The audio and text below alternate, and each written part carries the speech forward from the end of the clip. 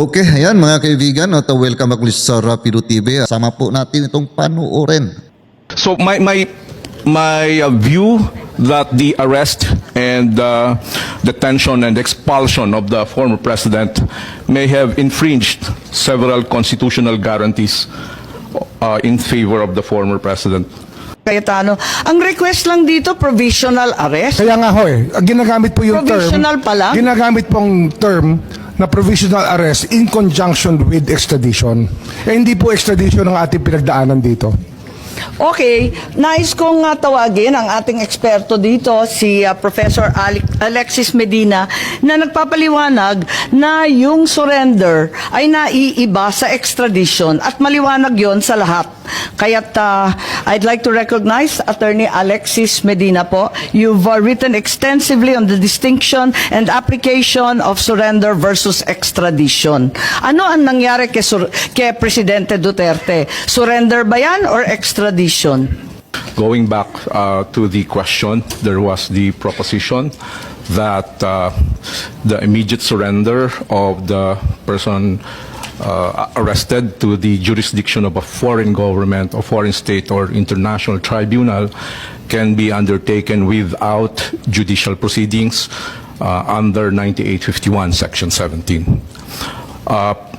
I respect the opinion of our hardworking and brilliant Secretary of Justice, but nevertheless I respectfully disagree.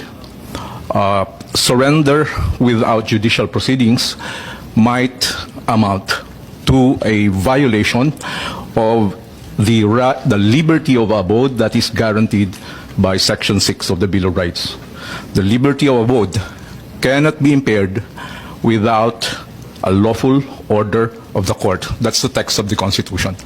Now, this constitutional protection is a barrier for any government action that would simply compel an individual to change his residence. So to compel a person, to expel a person from his country of residence without a lawful court order by excluding the judicial process might amount to a violation of the liberty of abode. Now, surrender as an option under Section 17 is applicable only in very narrow situations. One is when the person to be arrested has already voluntarily surrendered to the custody of the national government, in which case that negates the necessity of the extradition process. The other option is when the person to be arrested is actually an alien, in which case there's no need to go through the extrajudicial process. It's only a deportation process which does not involve a court proceedings. So in those two instances, surrender without court proceedings would be possible. Other than those proceedings, it would be very difficult to maintain that is sanctioned by the Constitution. So ang Thank you, Your Honor. sinasabi po ninyo, dalawa lang pagkakataon na pwede mag-surrender. Kung yung mismong akusado at arestado ang nagsusumite sa pamahalaan, yun, pwede yun. Yes po. Kusa niya yun. Yes. Ikalawa, kapag banyaga. Yes po. Di naman Pilipino. Yes po. Di-deport, executive action yun. Yes po. Mabilis, walang kailangan na korte-korte. Yes po. So yun lang, wala na pong ibang exception, wala na pong ibang sitwasyon kung saan pwedeng surrender. Kasi pinagpipilitan na sinuko ang Pangulong Duterte ng pamahalaan sa Interpol. Yun ang pagkaintindi ko sa sinasabi kanina. Sinasabi ninyo, hindi po pwede yun. Dalawang pagkakataon lang ang po pwede isuko ang isang Pilipino. Yung isa pa nga, hindi sa Pilipino. Attorney Medina po. Yes, thank you, Madam Chair. I stand by my statement. There may be possibilities that surrender can happen in other situations, but certainly surrender of a person necessarily requires the lawful order of the court. And this requirement is consistent with the policy of the Constitution that whenever there's a deprivation of liberty, court intervention, judicial proceedings, judicial process is a requirement because the right to liberty is placed in an exalted status in our constitutional system. Hindi po pwedeng, the Constitution does not contemplate exclusion of the court process in depriving a person of his right to liberty. Kung hindi pwedeng isuko ang isang Pilipino na hindi pumapayag, hindi naman voluntary, ang ibig mo sabihin, ang iba pang pagkakataon, extradition na. Yes, That's the only legal process to enforce surrender to the ICC. I-extradite na kapag Pilipino ka. Tama po ba? I agree, Madam Chair. Thank you. And extradition is a judicial proceedings. Involves judicial proceedings po. Okay. May I At respond? maliwanag din dito, maski yung Interpol mismo, sinasaad na kinakailangan provisional arrest, extradition to be applied for in conformity with national laws. Sinasabi nga sa ating konstitusyon, sa ating Korte Suprema lamang at sa mga iba't iba pang korte. Kasama pa ba yung korte sa ICC? If I may comment, Your Honor, can I give the context for my statements? Yes, please. Yeah, okay.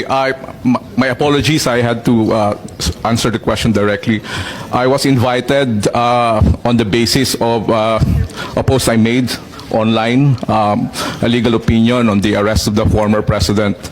I'd like And also to, your qualifications as an international yes. lawyer. No, I'm a teacher of constitutional law. I taught at San Sebastian College, Recoletos, Manila, the Polytechnic University of Manila, and the New Era University. I also give lectures for bar review examiners. Okay.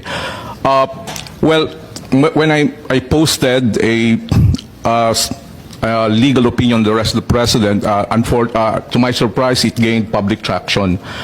And my objective in posting that is really for academic discourse, not for any legal or political advocacy. I'd like to make it clear to everyone in the room, I am not here as a partisan. Okay, I am not involved in any political activity. My views that I posted are from the detached perspective of an academic.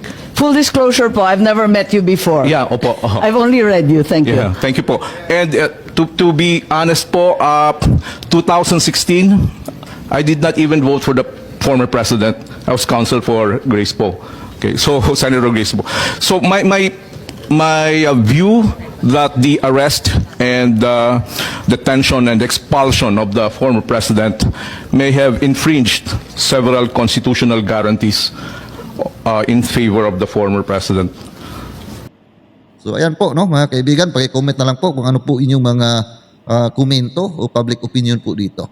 At muli po ako ay magpapasalamat, no, sa inyong patuloy na pagsuporta dito sa aking YouTube channel, gayon man sa aking Facebook page. Ayan, maraming salamat po sa inyo, Maman Sir. At sa atin po mga kababayan, Luzon, Visayas at Mindanao at sa ating mga ka-OFW, palagi lamang po tayong mag-iingat saan man tayo naroon. At kung nagustuhan po ninyo ang video na ito, paki-like naman po mga kaibigan. So ayan, at see you po sa next video ko at God bless.